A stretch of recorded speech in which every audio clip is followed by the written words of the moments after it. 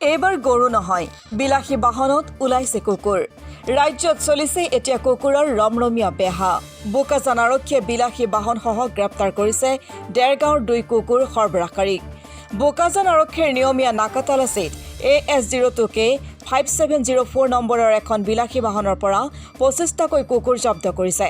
জানিব পৰা মতে ডেৰগাঁৱৰ পৰা ডিমাপুৰ অভিমুখে বিলাসী বাহনখনত বস্তাত ভৰাই নি থকা অৱস্থাত বোকাজান আৰক্ষীয়ে এই কুকুৰসমূহ উদ্ধাৰ কৰে। এই সন্দৰ্ভত আৰক্ষীয়ে যোৰহাট জিলাৰ সঞ্জীৱ টাই আৰু লক্ষেশ্বৰ দলে নামৰ 2 কুকুৰ সৰবৰাহকাৰীক আটক কৰিছে।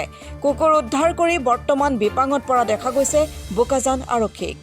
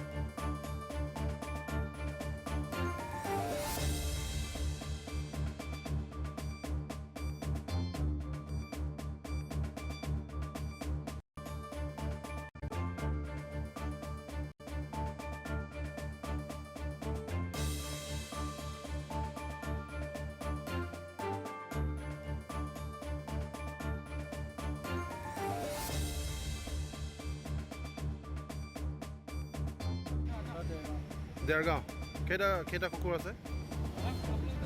হা ক'ত লৈ যাব? ডিমাপুৰ সদায় নাই কৰে নাই?